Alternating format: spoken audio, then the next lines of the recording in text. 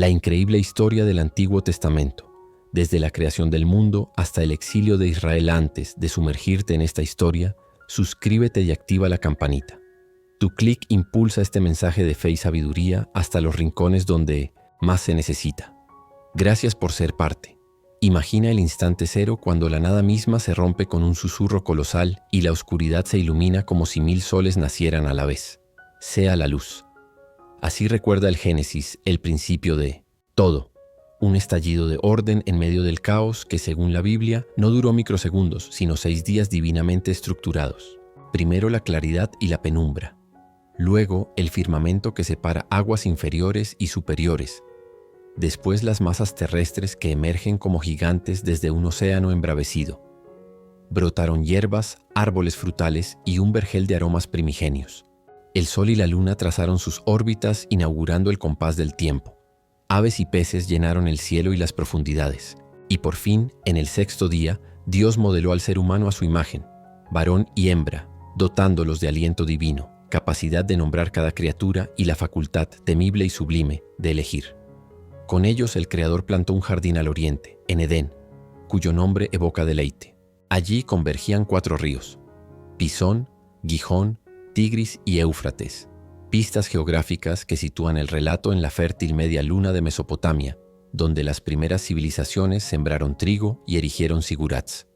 El jardín no era un mito flotante en las nubes.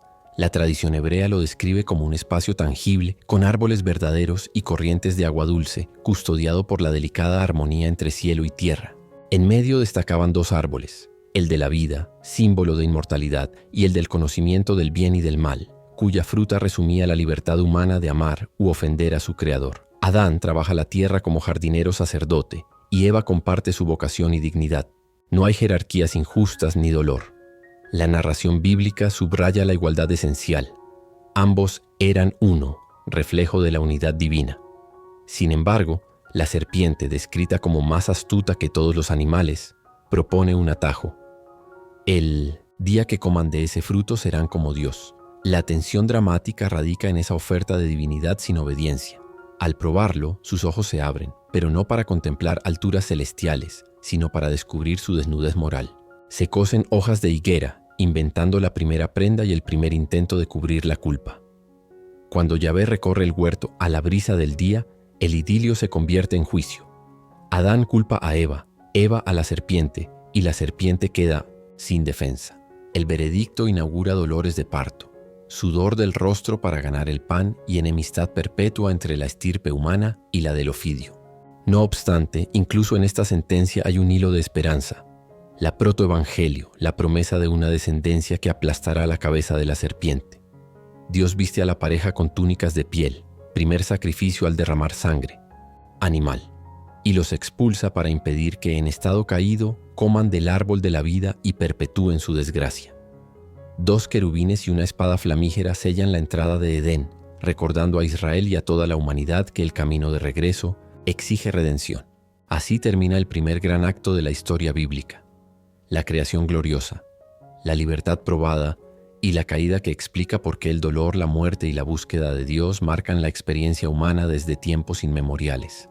Si el Edén quedó atrás como un eco de inocencia perdida, la epopeya de la humanidad avanza ahora sobre las huellas de un solo hombre que oye una voz en las arenas de Mesopotamia y se atreve a salir sin mirar atrás. Su nombre es Abram, un pastor seminómada nacido en Ur, ciudad portuaria del antiguo Sumer. Hoy telló de arcilla en el sur de Irak, famosa por su sigurat y por tablillas de contabilidad que aún conservan los nombres de dioses lunares y comerciantes de lana. Allí, en medio de caravanas que llevaban estaño y lapislázuli desde las montañas del este hasta los templos de Nippur, la llamada de Yahvé irrumpe sin previo aviso. Vete de tu tierra y de la casa de tu padre a Popas Alas, tierra que yo te mostraré. Con 75 años, Abram abandona templos, parientes y seguridades, acompañado por su esposa Sarai y su sobrino Lot. El trayecto lo conduce primero a Harrán, en la Alta Siria, una encrucijada de rutas caravaneras donde los acadios veneraban al mismo dios Luna que se adoraba en Ur. Allí muere Taré, el padre de Abram, cerrando la era de la idolatría familiar y abriendo el capítulo de la fe desnuda, de Harrán, La caravana gira hacia el sur siguiendo el curso del Éufrates, cruza desfiladeros de basalto y colinas de trigo y al fin traspone la frontera informal de Canaán, una franja de ciudades-estado repartidas entre montes, valles y llanuras costeras. En Siquem, junto a la encina de Moré, Yahvé repite la promesa: aquella tierra será para sus descendientes. Abraham levanta un altar de piedras sin tallar, gesto que marcará cada lugar donde la presencia divina se revele. Sin embargo, la hermosura de Canaán se ve amenazada por una sequía tan severa que las cosechas de cebada se secan antes de espigar. Abraham se desplaza a Egipto buscando alimento, anticipando el camino que siglos después recorrerán sus nietos. Allí, temiendo por su vida, presenta a Sarai como hermana. El faraón la toma para su harén, pero plagas misteriosas caen sobre su palacio y delatan la verdad. La pareja regresa a Canaán cargada de rebaños e incluso de esclavos, entre ellos una sierva egipcia llamada Agar, cuyo destino se entrelazará trágicamente con la promesa de un hijo. Cuando las posesiones de Abraham y las de Lot crecen tanto que los pastores se disputan los pozos, se separan. Lot escoge el valle del Jordán, fértil pero moralmente turbulento, mientras Abraham se queda en las colinas de Hebrón. Allí, bajo encinas centenarias, Yahvé sella un pacto formal. Ordena sacrificar un novillo, una cabra, un carnero, una tórtola y un pichón, partidos por la mitad salvo las aves. Al caer la noche, una antorcha ardiente y un horno humeante, símbolos de la presencia divina, atraviesan las piezas prometiendo a Abraham una descendencia tan numerosa como las estrellas que titilan sobre el austero desierto de Judá. Pero la promesa parece burlarse de él. Sarai continúa estéril. Desesperada, le entrega a Agar como vientre sustituto. Nace Ismael, Dios oye, y durante 13 años se piensa heredero.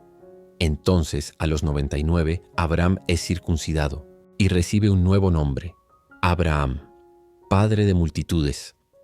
Sarai se convierte en Sara, princesa, y contra toda biología da a luz a Isaac, el hijo de la risa, porque la incredulidad inicial de sus padres se transformó en regocijo. En un giro dramático que desafía la lógica, Yahvé ordena a Abraham entregar a Isaac en holocausto sobre el monte Moría. La tradición ubica esa cima donde siglos después se alzará el templo de Jerusalén. La caminata de 3 días es un silencio tensado por la leña que el muchacho carga y la daga que brilla en la mano del padre. Cuando Abraham levanta el cuchillo, un ángel detiene su brazo y un carnero atrapado en un zarzal ocupa el lugar del niño. El relato no glorifica el sacrificio infantil, sino la fe absoluta y la sustitución vicaria. Dios proveerá. Desde esa cumbre se oye un eco de gracia que recorrerá toda la historia bíblica. Isaac crece, hereda pozos en Gerar, repite errores al decir que Rebeca es su hermana, pero engendra 2 gemelos antagónicos: Esaú, cazador rojizo y agreste, y Jacob, paz pastor reflexivo. Esaú vende su primogenitura por un guiso de lentejas cuando regresa exhausto del campo, encarnando la tragedia de quien desprecia lo sagrado por un apetito fugaz. Años después, con la ayuda de Rebeca, Jacob suplanta a su hermano ante el anciano Isaac y recibe la bendición irrevocable. Esaú jura matarlo y Jacob huye hacia el norte, de nuevo a Harrán, donde trabaja 14 años por las hijas de su tío Labán. Primero Lea, la de ojos dulces, y luego Raquel, la amada. Entre rivalidades, Jacob engendra 11 hijos varones y una hija, Dina. Más tarde, en Belén, nacerá Benjamín, el menor, cuyo parto cuesta la vida de Raquel. De regreso a Canaán, Jacob acampa junto al arroyo de Jaboc. Esa noche lucha con un personaje misterioso descrito como varón, ángel y en última instancia Dios mismo. Al amanecer, con la cadera dislocada pero el alma renacida, recibe un nuevo nombre: Israel, el que lucha con Dios. Así se forja la identidad de un pueblo, forjado en la tensión entre la promesa divina y la fragilidad humana. Los 12 hijos, Rubén, Simeón, Leví, Judá, Dan, Neftalí, Gad, Aser, Isaacar, Zabulón, José y Benjamín, se convierten en tribus. Su destino se complica cuando los celos hacen que 11 de ellos vendan a José como esclavo. La túnica, multicolor, termina en manos de mercaderes ismaelitas y José termina como administrador de graneros en Egipto, interpretando sueños que predicen 7 años de abundancia y 7 de hambruna. Cuando el desierto vuelve a resecar Canaán, Jacob envía a sus hijos a Egipto por grano. Allí se reencuentran con José, ahora visir con nombre egipcio, Safnat Panea, y la reconciliación familiar se funde con la supervivencia nacional. Jacob muere en Gosén y es enterrado en la cueva de Macpela, junto a Abraham y Sara, Isaac y Rebeca, en los campos de Hebrón. Con ese sepelio se cierra la época de los patriarcas y se abre de manera casi imperceptible un capítulo nuevo y ominoso, el de la esclavitud de sus descendientes bajo faraones que ya no recuerdan a José. Sin embargo, cada promesa hecha en Ur, en Siquem y en Moria late como una semilla viva. El mismo Dios que guió tiendas de campaña por desiertos polvorientos pronto hará temblar palacios de granito para cumplir lo que juró sobre las estrellas. La muerte de José apagó la última chispa de gratitud que Egipto sentía por aquel extranjero que había salvado la nación del hambre. Bastó 1 o 2 generaciones para que su nombre se cubriera de polvo en los archivos reales y un nuevo faraón, quizá un soberano Ixa expulsado o un enérgico gobernante tebano, viera en los hebreos no antiguos benefactores, sino una amenaza demográfica. Colocados en la fértil región oriental del Delta, en Gosén, los clanes de Israel prosperaban a la vista de todos. Sus rebaños crecían, sus hijos jugaban entre juncos y cada fogata nocturna recordaba las promesas hechas a Abraham. A los ojos de la corte, sin embargo, eran nómadas asentados sobre rutas estratégicas, potencial quinta columna para invasores asiáticos. Por decreto, los convirtieron en mano de obra forzosa, asignándoles la fabricación de ladrillos, de barro y paja bajo un sol que partía la nuca y secaba la garganta. Así comenzaron años de opresión. Látigos que silbaban, cuotas imposibles, gritos sofocados. Cuando ni siquiera eso bastó para frenar su expansión, la política estatal se volvió genocida. Las parteras Sifra y Puá recibieron la orden de ahogar a los varones hebreos recién nacidos en el Nilo. Ellas desobedecieron, esgrimiendo la excusa piadosa de que las mujeres hebreas dan a luz antes de que lleguemos. Entonces el faraón ordenó arrojar a cada niño varón al río. En ese contexto nace un pequeño cuyo llanto se convierte en protesta divina contra la tiranía. Su madre, Jocabet, teje con brea y papiro una arquilla impermeable y la deposita entre los juncos. El movimiento leve del agua acerca el improvisado cesto a la hija del faraón, que se baña bajo la sombra de tamariscos. Ella alza la tapa, ve un rostro enrojecido de llanto y lo llama Moisés, porque fue sacado de las aguas. Ironía sagrada. El río diseñado para exterminar hebreos se convierte en canal de salvación y, de paso, en la incubadora política del libertador. Moisés crece entre columnas pintadas de ocre, aprende jeroglíficos, geometría y tácticas militares. Sin embargo, nunca olvida el idioma gutural de su nodriza y el dolor que ve en los ojos de sus hermanos. Ya adulto, presencia cómo un capataz egipcio golpea a un hebreo. La ira estalla, el látigo cambia de mano y el opresor muere, enterrado en la arena. El crimen se filtra como agua fina entre dunas. Moisés huye hacia el desierto del Sinaí, tierra inhóspita donde los midianitas pastorean cabras y cuentan historias alrededor del fuego. 40 años después, el antiguo príncipe ha cambiado la seda por lana áspera y el cetro por un bastón de pastor. Una mañana, al pie del monte Horeb, ve una zarza que arde sin consumirse. Se acerca, descalza los pies. La voz que le habla desde las llamas no es un trueno imperial, sino un murmullo que pronuncia el nombre prohibido. Yo soy él. ¿Qué soy? La misión es clara: regresar a Egipto y decir al faraón que libere a Israel. Moisés, tartamudo y temeroso, negocia como puede. ¿Y si no me creen?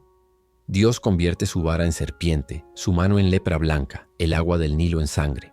Le asigna a su hermano Aarón como portavoz y le promete estar con su boca. Así, 2 ancianos envueltos en túnicas de lana se presentan en la corte más poderosa del mundo, exigiendo la emancipación de una nación esclava. Lo que sigue es una guerra teológica disfrazada de cataclismo natural. Cada plaga desmantela el prestigio de una deidad egipcia. El Nilo sangra humillando a Hapi, ranas cubren palacios pese a la protección de Heket. El polvo se vuelve piojos burlando a Geb. Enjambres de moscas derrotan a Wachit. El ganado muere. En desafío a Apis, llagas hieren a hombres y bestias bajo la mirada impotente de Sekhmet. Granizo y fuego arrasan cultivos. Langostas devoran lo que queda. Y la oscuridad total eclipsa a Ra, el sol invencible. Sin embargo, el corazón del faraón se endurece más que el granito de sus templos. Solo la 10ª plaga, la muerte de los primogénitos, quiebra su voluntad. La noche en que el ángel exterminador recorre Egipto, las casas hebreas, marcadas con sangre de cordero en los dinteles, se salvan. Nace la Pascua, memorial perpetuo de liberación. El éxodo comienza al amanecer. 600.000 familias, esclavos convertidos en peregrinos, atraviesan paisajes dorados por la luz de un pilar de fuego y nube. Cuando el faraón se arrepiente de haberlos dejado ir y los persigue con carros de guerra, el mar de juncos, Yam-Suf, se parte ante el soplo de un viento oriental. La masa de agua se erige como muros líquidos y el lecho marino se hace camino seco. Israel cruza mientras los cascos egipcios patinan en fango. El mar se cierra, ahoga jinetes y ecos de ruedas retorcidas quedan bajo un oleaje que cubre toda evidencia. Al otro lado, Miriam, hermana de Moisés, alza un pandero y canta. El caballo y su jinete arrojó en el mar. No acaban allí los prodigios. El desierto refina la fe. El agua amarga en Mará se vuelve dulce. Brota un manantial en Oreb tras Ispoaches, un golpe de vara. Codornices caen al campamento al atardecer y por la mañana el suelo se cubre de escarcha blanca. Maná, pan que nadie había visto antes. Cada día se recoge lo necesario salvo en viernes, cuando cae el doble para respetar el sábado. Llegan a Refidim, donde un valle seco se vuelve campo de batalla contra los amalecitas. Josué empuña la espada mientras Moisés sostiene en alto sus manos, asistido por Aarón y Hur, porque la victoria depende de esa postura intercesora. 3 meses después de salir de Egipto, la caravana acampa al pie del Sinaí. Truenos, relámpagos y una densa nube coronan la montaña. El pueblo, aterrado, mantiene distancia mientras Moisés asciende solo.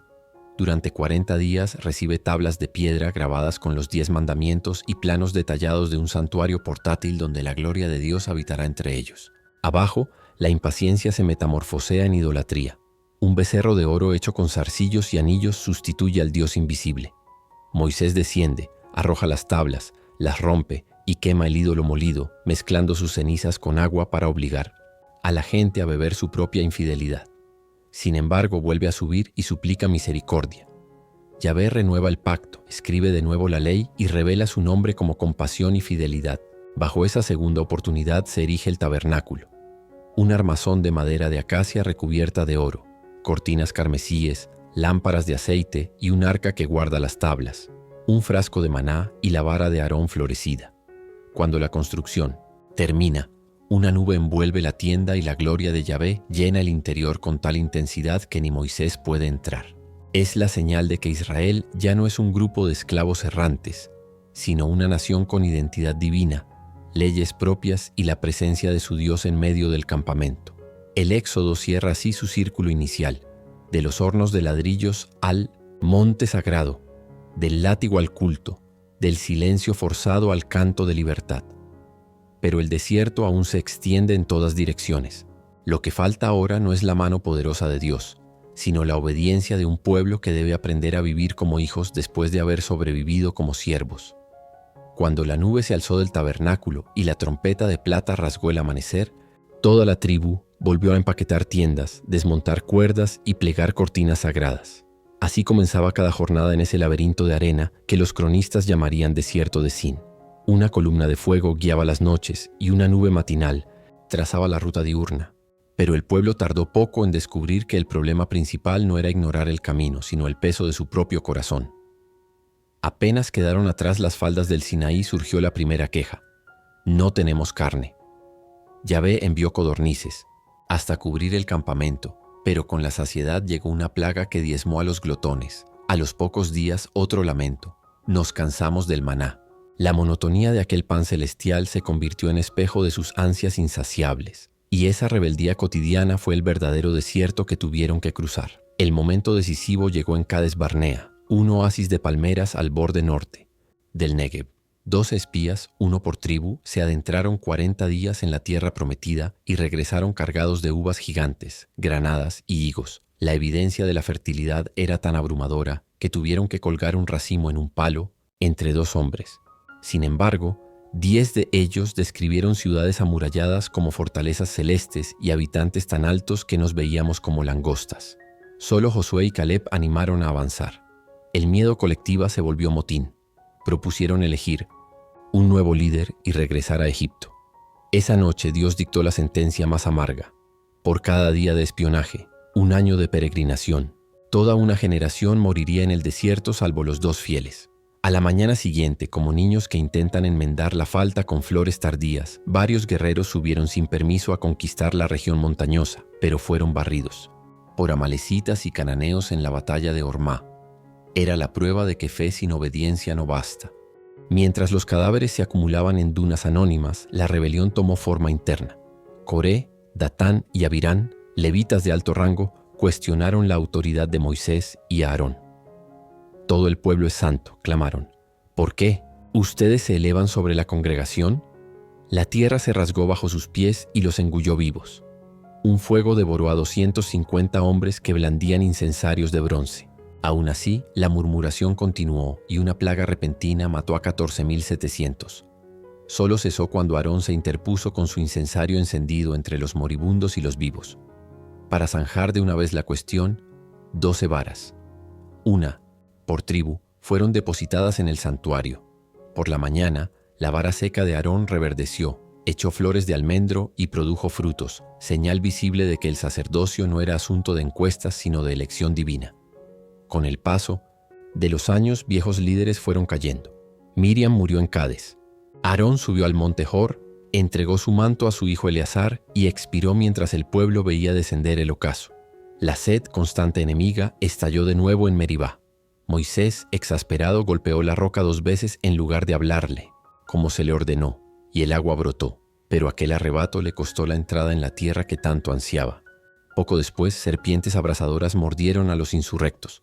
Al clamar por auxilio, Dios instruyó levantar un asta con una serpiente de bronce. Quien la mirara viviría, preludio simbólico de curaciones futuras mediante la mirada de fe. Circuito errante los llevó a rodear Edom, subir por la Arabá, bordear los riscos de Seir y atravesar los cañones rojizos del Wadi Mujib. Allí, reyes amorreos intentaron bloquear el paso, pero Israel salió victorioso sobre Sihón y Og, abriendo camino hasta las alturas de Moab. Fue entonces cuando el rey Balac contrató al hechicero Balaam para maldecirlos. En un episodio casi cómico, su asna vio un ángel con espada y lo salvó de la muerte. Balaam terminó pronunciando bendiciones, 4 poemas que auguraban un cetro naciente en Israel. Pero sus artimañas no acabaron. Aconsejó seducir a Pies y entonces los hebreos con mujeres madianitas y culto a Baal peor. 24.000 murieron hasta que el sacerdote Finés, con una lanza fulminante, detuvo la plaga. Casi 40 años después del inicio, un nuevo censo confirmó que ninguno de los hombres mayores de 20 en la primera cuenta seguía con vida, salvo Josué y Caleb.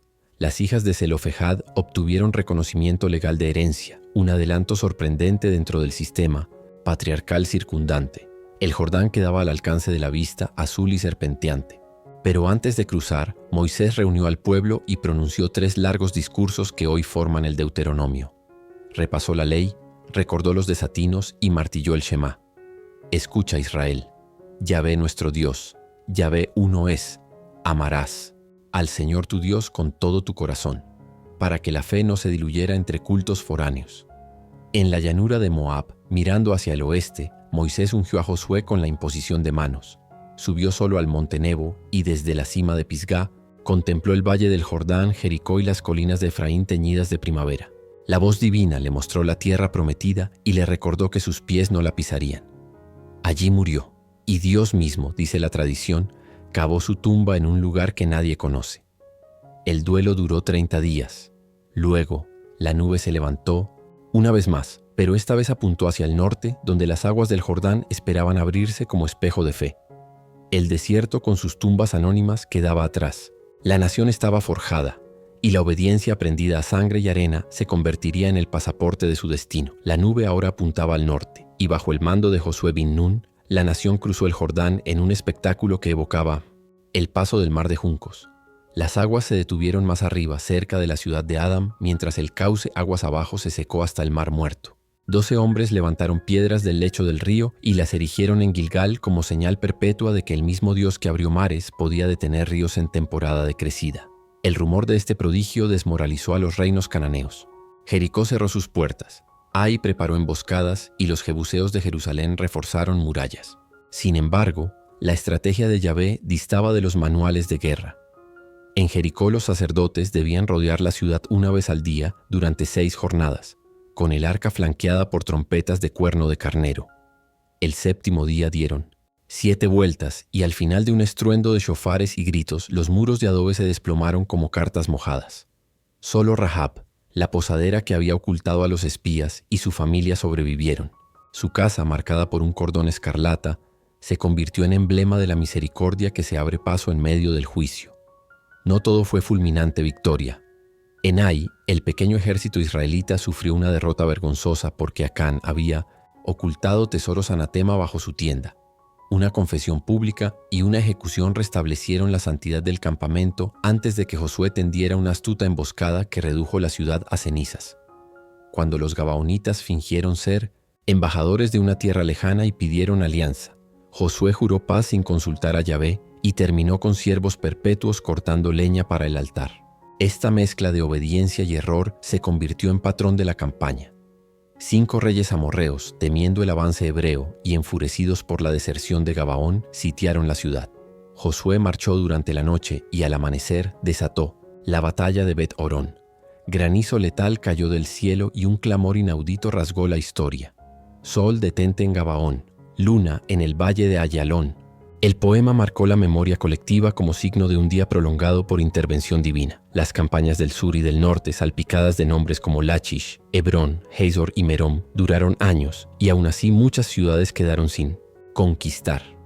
Al terminar la guerra, Josué repartió el territorio por sorteo en Silo, donde el tabernáculo reposó durante siglos. Cada tribu recibió un lote, desde la franja costera de Dan hasta los viñedos montañosos de Efraín, pasando por el fértil valle de Jezreel adjudicado a Isaacar.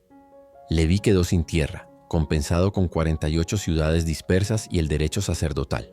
Mientras los ancianos clavaban estacas que delimitaban heredades, Josué reunió a todo Israel en Siquem, entre los montes Ebal y Gerizim, para renovar la alianza. Escoge hoy a quién servir, yo y mi casa serviremos a Yahvé. Con esa declaración, cerró la era de la conquista y abrió la tensión de la ocupación. Tras la muerte de Josué, la narrativa bíblica cambia de tono. El verbo conquistar cede al refrán, y cada uno hizo lo que bien le parecía. Faltaron rehacer murallas, desalojar fortalezas filisteas y arrancar cultos locales. El ciclo que define la época de los jueces se repite como estribillo. Lúgubre. Israel cae en idolatría. Yahvé permite invasores. El pueblo clama. Dios levanta un libertador. Llega la paz. Y de nuevo el pecado. Otniel de la tribu de Judá abrió la lista al derrotar a Cushan Rishataim, rey de Aram-Naharaim. Ehud, zurdo benjaminita, escondió un puñal de doble filo y lo hundió en el vientre del obeso rey moabita Eglón. Débora, profetisa bajo la palmera entre Ramá y Betel, convocó a Barak y derrotó a Sísara. Jael, una mujer kenita, selló la victoria clavando una estaca en la sien del general enemigo. Cada epopeya añadía capas de asombro y advertencia. Entre los montes de Ofra, un joven llamado Gedeón trillaba trigo escondido del expolio madianita cuando un ángel lo llamó valiente guerrero. Dudó, pidió señales, un sacrificio consumido por fuego, luego un vellón mojado sobre suelo seco, y al día siguiente vellón seco sobre rocío. Con apenas 300 hombres seleccionados por la forma de beber agua, rodeó el campamento madianita con antorchas escondidas en cántaros. Al romperlos, el estrépito y las luces confundieron al enemigo que acabó matándose entre sí. Sin embargo, Gedeón fabricó un efod de oro que la gente terminó adorando.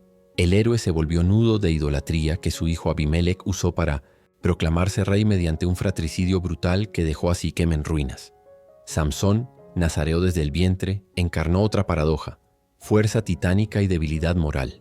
Arrancó puertas de Gaza, destripó leones a mano limpia y abatió 1000 filisteos con la quijada de un asno, pero cedió a los encantos de Dalila. Al revelar que su poder residía en la consagración expresada en su cabellera, perdió la vista y la libertad. Sin embargo, en el templo de Dagón, entre columnas que sostenían miles de filisteos, rogó una última vez y empujó los pilares, muriendo al derrumbar el santuario sobre enemigos y sobre sí mismo. Fue una victoria amarga que simboliza cómo la fuerza sin disciplina termina en tragedia. La era concluye con un veredicto escalofriante. No había rey en Israel. Los relatos finales pintan una sociedad fragmentada. Un levita de Efraín viajando con su concubina, una violación colectiva en Gibeá, la guerra interna contra la tribu de Benjamín y la captura de mujeres en Silo para evitar la extinción de esa tribu. Entre la sangre y el polvo, la esperanza persiste en figuras inconexas. Ruth, la moabita que se une al pueblo de Yahvé y dará origen a la casa de David. Samuel, niño nacido de una esterilidad vencida por la oración de Ana, que dormirá junto al arca y escuchará la voz de Dios en la quietud nocturna. Con él se vislumbra un cambio de régimen, de jueces a reyes, de anarquía tribal a monarquía ungida, preludio del esplendor y del colapso que marcarán los siglos siguientes. La transición de la anarquía tribal a la monarquía comenzó con un clamor popular. Los ancianos de Israel, cansados de la inestabilidad, se presentaron ante el profeta Samuel en Ramá y exigieron un rey como las demás naciones. Samuel, criado entre el resplandor de la lámpara perpetua en Silo, vio en esa petición el riesgo de que el pueblo sustituyera la soberanía divina por la pompa humana. Sin embargo, Yahvé respondió que el deseo debía concederse, advirtiendo que el posciente futuro monarca reclutaría a sus hijos, grabaría sus viñas y tomaría lo mejor de sus rebaños. Así, en una ceremonia íntima junto a una vasija de aceite perfume, Saúl ben Quis, un benjaminita corpulento que buscaba asnas perdidas, fue ungido como el primer rey de Israel. Su ascenso público ocurrió en Mizpá y su legitimidad se consolidó cuando rescató a Jabes de Galaad de los amonitas. La victoria unió por fin a las tribus bajo un solo estandarte. Sin embargo, el reinado de Saúl se enturbió pronto. Tras un exitoso inicio militar, su impaciencia lo llevó a ofrecer sacrificios que solo correspondían al sacerdote. Más tarde desobedeció la orden de destruir por completo a los amalecitas y retuvo al rey Agag junto con el botín. Samuel rasgó entonces el velo de la realeza con palabras terribles. La obediencia vale más que el sacrificio, porque has desechado la palabra de Yahvé, él te desecha como rey. Mientras un espíritu de melancolía oscura consumía a Saúl, la mirada divina se posó sobre un joven pastor de Belén. En un gesto casi clandestino, Samuel vertió aceite sobre la cabeza roja de David ben Isaí, el menor entre 8 hermanos, mientras éste aún olía a lana y a pradera. David entró a la corte como músico que aliviaba los ataques de furia de Saúl con arpegios de su quínor. Luego se convirtió en héroe nacional al derribar al filisteo Goliat con una honda y 5 piedras lisas. Su popularidad despertó los celos de Saúl, y la corte se transformó en tablero de asesinos, jabalinas que zumbaban contra las paredes, dotes matrimoniales que implicaban arriesgar siempre prepucios filisteos y expediciones militares tan peligrosas como un destierro. David vagó por cuevas del desierto de Judá, reclutó a un ejército de marginados y evitó matar al ungido de Yahvé, incluso cuando pudo hacerlo en Engadi o en la colina de Aquilá. Esa ética de respeto al designio divino sembró la semilla de su futura legitimidad. La tragedia final de Saúl llegó en Gilboa. Los filisteos lo rodearon, sus hijos murieron y él, herido de muerte, cayó sobre su propia espada. Los habitantes de Jabes de Galaad, los mismos que él había salvado, rescataron su cuerpo para darle sepultura digna. Con Saúl desapareció la corte de Gibeá, pero el reino no se unificó al instante. El norte coronó a Isboset, hijo de Saúl, mientras Judá proclamaba a David en Hebrón. El conflicto duró 7 años hasta que Isboset fue asesinado por sus propios oficiales y las tribus llegaron a Hebrón para ofrecer el trono a David. Allí, por tercera vez, fue ungido rey, esta vez sobre todo Israel, y comenzó una etapa de consolidación nacional. David capturó Jerusalén, la antigua fortaleza jebusea en la colina de Sión, y la transformó en capital política y espiritual. Trasladó el arca de la alianza en medio de danzas y cánticos y prometió edificar un templo estable. Pero el profeta Natán comunicó que no sería él manchado de sangre por guerras y por el escándalo con Betsabé, sino su hijo quien levantaría la morada de Yahvé. El reinado de David combinó conquistas, filisteos domados, arameos sometidos, edomitas convertidos en tributarios, con intrigas familiares.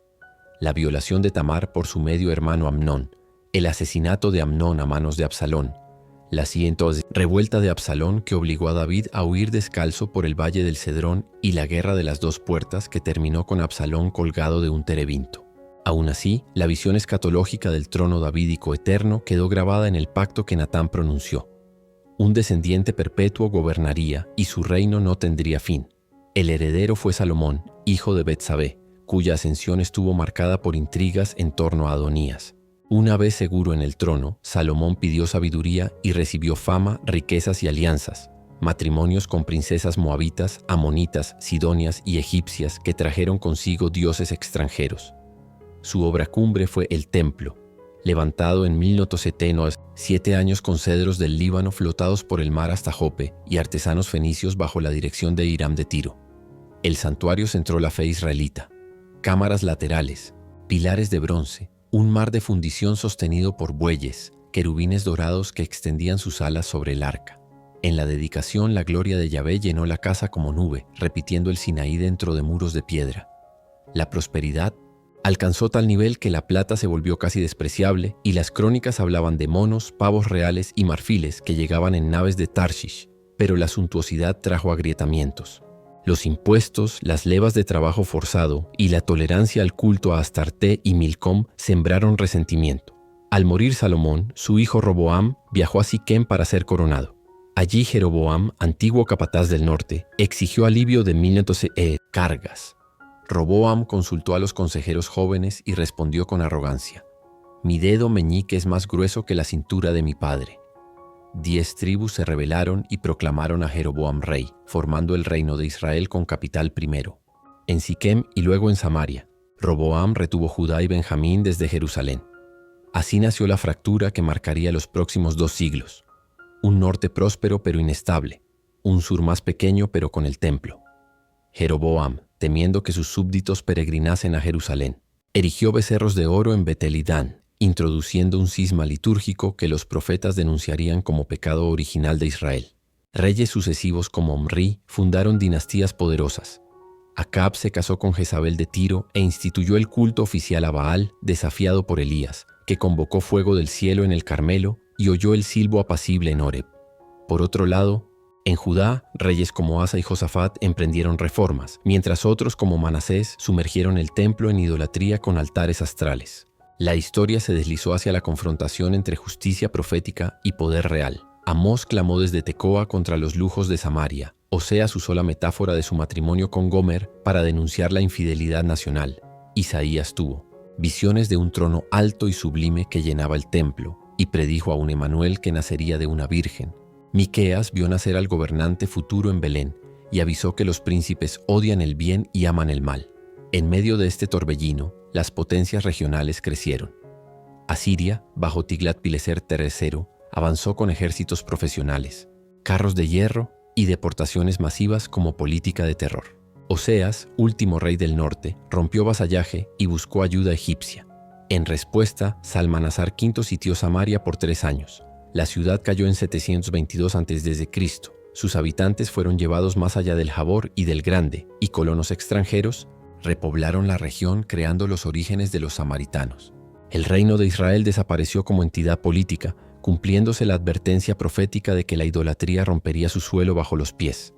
Judá quedó sola, rodeada de enemigos y aferrada a la promesa davídica. Ezequías emprendió reformas radicales, destruyó altares paganos y resistió a Sennacherib. El profeta Isaías lo apoyó y una plaga misteriosa diezmó al ejército asirio en la noche. Pero la tendencia a la apostasía regresó con Manasés, que llegó a sacrificar a su propio hijo en el valle de Hinón. Josías trató de revertir el declive hallando el libro de la ley durante reparaciones del templo y celebró la Pascua más grande desde Samuel. Sin embargo, la sombra de Babilonia crecía bajo Nabucodonosor, y lo que había sucedido al norte pronto amenazaría al sur. La monarquía, nacida como respuesta a la anarquía, terminaba envuelta en la misma niebla de violencia y deslealtad que pretendía erradicar. Mientras los alabastros asirios mostraban reyes victoriosos y las crónicas babilónicas registraban campañas anuales, en Jerusalén los profetas advertían de un vendaval donde la gloria se ausentaría del templo. El 7º acto estaba a punto de comenzar, y con él la noche doliente del exilio que pondría a prueba la identidad y la fe de todo un pueblo. El crepúsculo de Judá comenzó con el estruendo metálico de carros babilónicos avanzando por la Vía Maris y terminó con el humo oscuro que se retorcía sobre los escombros del templo. Todo se precipitó tras la reforma de Josías, aquel rey que creyó poder detener la marea de idolatría, desenterrando el libro de la ley e imponiendo la Pascua más solemne en generaciones. Sin embargo, en 609 a.C., la geopolítica devoró su celo. Egipto y Babilonia chocaban por el control del Levante, y Josías se interpuso cerca de Megido para frenar al faraón Necao II. Una flecha egipcia lo atravesó, y su muerte dejó a Judá sin timonel. Necao depuso a su hijo Joacás y entronizó a su hermano Joaquim imponiendo tributo en oro y plata. Pero Nabucodonosor II, recién coronado en Babilonia tras la victoria de Carquemis, 605 a.C., barrió a los egipcios y obligó a Joaquim a jurar lealtad caldea. 3 años después, el rey judío se rebeló, murió en pleno asedio, y su hijo Joaquín de 18 años, rindió la ciudad. Era marzo del 597 a.C. Los portones de Jerusalén se abrieron a una columna de exiliados, sacerdotes, artesanos y nobles, que marcharon hacia las orillas del río Quebar. Entre ellos iba el joven sacerdote Ezequiel, cuyos ojos verían ruedas, ardientes y querubines de 4 rostros sobre los campos de Mesopotamia. Nabucodonosor dejó en el trono a Sedequías, tío de Joaquín, con la expectativa de que mantuviera el vasallaje. Sedequías dudó. Tenía un grupo proegipcio que prometía caballos y carros del Nilo, y otro partido fiel al profeta Jeremías, quien cargaba un yugo de madera sobre los hombros y gritaba en la plaza del templo: «Someteos al rey de Babilonia y viviréis». En 588 a.C., Sedequías apostó por Egipto. Nabucodonosor regresó con ejércitos, levantó rampas de asalto y rodeó la ciudad durante 18 meses. Dentro, la hambruna mordió primero a los pobres y luego a los nobles. Había madres que cocían hierba y sacerdotes que contaban las piedras caídas del santuario, mientras Jeremías lloraba porque los niños pedían pan y no había quien se los partiera. En julio del 586 a.C., la brecha final abrió paso al caos. El oficial Nebuzaradán incendió el templo, el palacio real y todas las casas de Jerusalén. Los muros se desmoronaron y los utensilios sagrados, candelabros, lavamanos de bronce, mesas del pan de la presencia, fueron cargados en carros rumbo a Babilonia. Sedequías huyó por la puerta oriental, pero lo capturaron cerca de Jericó. Delante de él mataron a sus hijos y luego le sacaron los ojos, llevándolo encadenado rumbo al este. Era el símbolo vivo de un reino que ya no veía a su Dios, Nameh. Esta noche de Yahvé, como la llamó Jeremías, el pueblo se preguntó si las promesas davídicas habían caducado. Los salmistas, sentados junto a los canales de Babilonia, colgaron sus arpas en los sauces y se rehusaron a cantar canciones de Sión. Las tabletas de arcilla babilónicas registran raciones entregadas a Ia-Ukin, rey de Ia-Judú, testimonio de que los judíos deportados mantenían un hilo de identidad aún entre graneros imperiales. Ezequiel, desde Tel Aviv del Quebar, tuvo visiones de gloria que abandonaba el templo, pero también de huesos secos que recobraban carne y aliento, prefigurando un regreso imposible. Daniel, cautivo en la corte, interpretó sueños de estatuas con pies de barro y leyó palabras de fuego en la pared de un banquete. Mene, mene, tekel, parsin. Los exiliados copiaron rollos, forjaron sinagogas primitivas y transformaron el trauma en teología. Si el templo podía caer, la escritura debía volverse su santuario portátil. El imperio babilónico parecía inconmovible, pero en el 539 a.C., la noche cambió de dueño. Ciro II, rey de Persia, cruzó el Tigris y tomó Babilonia sin un combate abierto. Las crónicas persas hablan de una entrada sin tumulto. Al año siguiente, el cilindro de Ciro proclamó la política de repatriación. Cada pueblo deportado podía volver a su tierra y reconstruir sus santuarios. Zorobabel, nieto de Joaquín, encabezó la primera caravana de retorno. Junto con el sumo sacerdote Jesúa y unos 40.000 expatriados, pisaron los escombros de Jerusalén y levantaron un altar rudimentario para celebrar la fiesta de los tabernáculos en el mes séptimo de 537 a.C. El templo comenzó a erigirse, pero los pueblos vecinos denunciaron el proyecto ante la corte persa. La obra se detuvo hasta que los profetas Ageo y Zacarías avivaron el entusiasmo, y Darío I revalidó el edicto de Ciro. El 12 de marzo del 516 a.C., exactamente 70 años después de la primera deportación, los sacerdotes inauguraron el Izis-Tionitz, segundo templo.